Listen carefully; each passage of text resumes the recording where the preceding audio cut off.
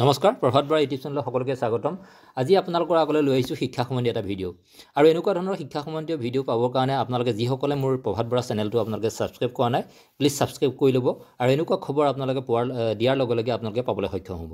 এতিয়া আৰম্ভ কৰিছোঁ ভিডিঅ'টো। বিশেষকৈ শিক্ষা ক্ষেত্ৰ সম্বন্ধীয়। শিক্ষা ক্ষেত্ৰত এতিয়া বিশেষকৈ গুৱাহাটীৰ আমাৰ অফিচৰ পৰাই হওক বা ডিষ্ট্ৰিক্ট অফিচৰ পৰাই হওক ফোন আহি আছে, যিসকল ষ্টুডেণ্ট এক মাহ ধৰি পেলাই বা 2 মাহ ধৰি পেলাই এটেণ্ডেঞ্চ দিব পৰা নাই, বা যিসকল ষ্টুডেণ্ট অলৰেডি বিদ্যালয়খনত নাই, বেলেগ স্কুল বিদ্যালয়লৈ গুচি গৈছে, যি কাৰণেই নহওক বা কিছুমান ডাবুল এণ্ট্ৰি হৈছে, সেই ষ্টুডেণ্টসমূহ শিক্ষা ক্ষেত্ৰৰ পৰা আমি কেনেদৰে ডিলিট কৰিম, আৰু তেনেকুৱা এটা ভিডিঅ' লৈ পেলাই মই আপোনালোকৰ আগলৈ আহিছোঁ।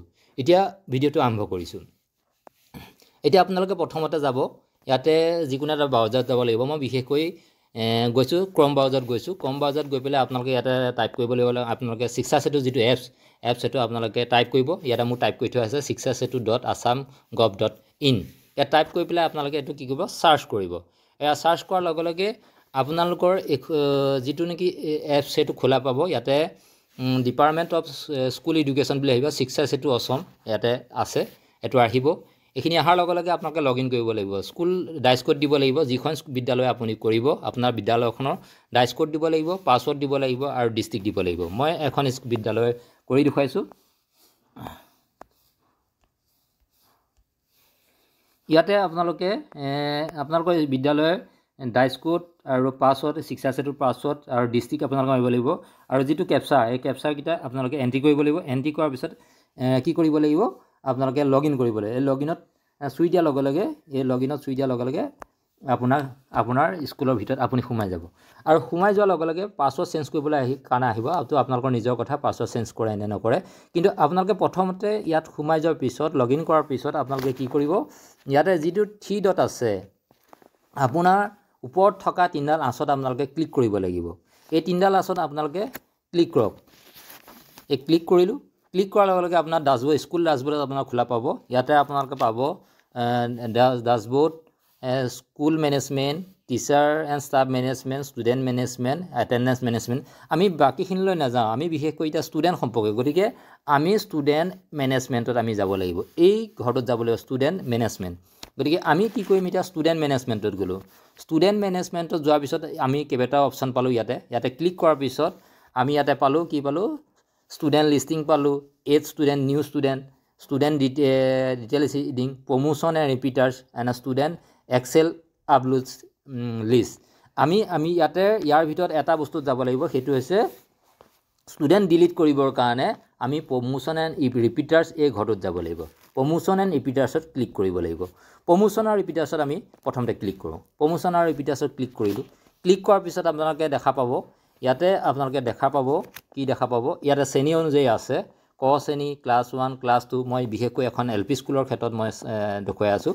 ক্লাছ 1, ক্লাছ 2, ক্লাছ 3, ক্লাছ 4 এনেকৈ আহিব।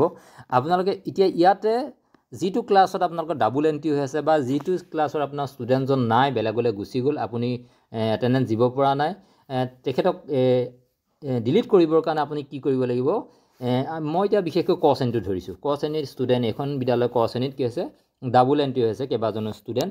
গতিকে মই তালৈ ক শ্ৰেণীত গৈছোঁ। তাৰ যাবৰ কাৰণে আপোনালোকে কি কৰিব লাগিব, ক শ্ৰেণীটো চাবৰ কাৰণে ভিউত আপোনালোকে যাব লাগিব। ক শ্ৰেণীৰ যিটো পোনে পোনে আছে, তাৰ সেই ভিউটোত আপোনালোকে ক্লিক কৰক। যিটো শ্ৰেণী হয় আপোনালোকে সেইটো শ্ৰেণীত ক্লিক কৰিব লাগিব। মোৰ এতিয়া ক শ্ৰেণীত আছে, গতিকে ক শ্ৰেণী মই কি কৰিলোঁ, ক্লিক কৰিলোঁ। ক্লিক কৰাৰ লগে লগে আপোনালোকে চাওক, ক শ্ৰেণীৰ গোটেই ষ্টুডেণ্টখিনি আহি গ'ল।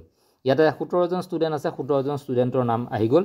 ইয়াতে মই যিখিনি এতিয়া চাওক, ইয়াতে কিছুমান ষ্টুডেণ্ট ডাবুল এণ্ট্ৰি হৈ আছে, বা মই যিজন ষ্টুডেণ্ট মই ইয়াৰ পৰা নাইকিয়া কৰিব বিচাৰোঁ, সেই ষ্টুডেণ্টজন মই এতিয়া কি কৰিম, ইয়াতে এইটো ছাইডে বিশেষকৈ দেখিছে আপোনালোকৰ এই স্কোৱাৰ যিখিনি ঘৰ আছে, স্কোৱাৰ যিখিনি ঘৰ আছে, ইয়াতে হেৰি হৈ গৈছে, বেগ হৈ গৈছে বস্তুটো, মই আকৌ চুই দিছোঁ।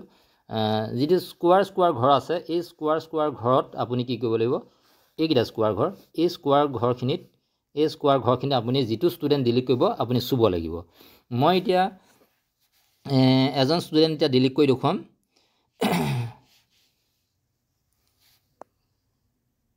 এই ষ্টুডেণ্টজন মই কেইটা ডিলিট কৰি দেখুৱাম। ইয়াতে ID নাম্বাৰ 21 আছে। এই 21 ষ্টুডেণ্টজনৰ মই নামটো কৈ নিদিওঁ। এই ষ্টুডেণ্টজন মই ডিলিট কৰিবৰ কাৰণে এতিয়া কি কৰিম চাওক, ইয়াৰ এগেইনষ্টত যিটো স্কোৱাৰ ঘৰ আছে স্কোৱাৰ ঘৰটো মই চুই দিলোঁ স্কোৱাৰ ঘৰত চোৱাৰ লগে লগে ইয়াতে আহি গ'লে এইটো গ্ৰীণকৈ আহি যাব আপোনাৰ গ্ৰীণকৈ আহি যাব গ্ৰীণকৈ অহাৰ পিছত আপুনি এইটো ডিলিট ক'ত কৰিব এইফালেতো অপশ্যন নাই ইয়াতে অপশ্যন ডিলিট নাই কিন্তু আপুনি ডিলিট কৰিবৰ কাৰণে কি কৰিব লাগিব আপুনি আপোনাৰ তলত এইখিনি বস্তু আছে লাষ্টত আপোনালোকৰ এইখিনি বস্তু আছে ইয়াতে এটা বস্তু আছে ড বক্স আপুনি ষ্টুডেণ্টজন নাইকিয়া কৰিবৰ কাৰণে বেলেগ উপায় নাই আপুনি কি কৰিব ড বক্সত পেলাই দিব লাগিব সেই ষ্টুডেণ্টজন চিলেক্ট কৰি দিয়াৰ পিছত আপুনি ড বক্সত ক্লিক কৰিলে হৈ যাব ড বক্সত ক্লিক কৰিলে আপোনাৰ ড বক্সৰ ষ্টুডেণ্টজন সোমাই যাব ড বক্সত আপোনালোকে সোমাই থ'ব লাগিব ইয়াতে ড বক্সত ক্লিক কৰি দিলোঁ এতিয়া ইয়াতে আহিছে এটা যিটো নেকি আহিছে ইয়াতে কি আহিছে ক্লোজ অৰ সেভ বুলি আহিছে আপুনি কি কয় do you really want to marks the student as the box আপুনি এই ষ্টুডেণ্টজন ড বক্সত আপুনি থ'ব বিচাৰে নেকি বা ড বক্সলৈ নিব বিচাৰে নেকি সুধিছে গতিকে সেভ চেঞ্জেছ আমি যিটো বিচাৰিছোঁ সেইটো যদি আপুনি হয় আপুনি নিব বিচাৰে তেতিয়াহ'লে সেভ চেঞ্জেছত আপুনি কি কৰিব লাগিব ইয়াতে ক্লিক কৰিব লাগিব ইয়াতে মই এতিয়া ক্লিক কৰিলোঁ ক্লিক কৰাৰ লগে লগে যিজন ষ্টুডেণ্ট সেই ষ্টুডেণ্টজন ইয়াৰ পৰা নাইকিয়া হৈ যাব এতিয়া চাওক এই ষ্টুডেণ্টজন মই 21 দেখুৱাইছিলোঁ এই 21 এতিয়া ইয়াত যিটো আমাৰ ষ্টুডেণ্ট আইডি ইয়াতে চাওক 21 ষ্টুডেণ্টজন 11 আছে 12 আছে 21 আছে 21জন নাইকিয়া হৈ গ'ল অলৰেডি ড বক্সত গুচি গ'ল আপোনালোকৰ বিদ্যালয়ত যদি এনেকুৱা ধৰণৰ অসুবিধা হৈছে যে এজন ষ্টুডেণ্ট ডাবল এণ্ট্ৰি হৈছে বা ষ্টুডেণ্টজন নাই বৰ্তমান বেলেগ বিদ্যালয়লৈ গুচি গৈছে বেলেগলৈ গুচি গৈছে এটেণ্ডেঞ্চ দিয়াত প্ৰব্লেম হৈ আছে বা বহুত দিন ধৰি পেলাই আপোনালোকৰ তেনেকুৱা হৈ আছে তেনেহ'লে এই পদ্ধতিৰে আপোনালোকৰ ষ্টুডেণ্টসমূহ ডিলিট কৰিব পাৰিব গতিকে যদি ভিডিঅ'টো আপোনালোকে ভাল পালে এই প্ৰভাত বৰা চেনেলটো আপোনালোকে লাইক এটা কৰি দিব আৰু ভিডিঅ'টো যদি অতি ভাল পাইছে গতিকে আপোনালোকৰ লগৰখিনি সুবিধা হোৱাকৈ আপোনালোকে শ্বেয়াৰ কৰিবলৈ নাপাহৰিব ধন্যবাদ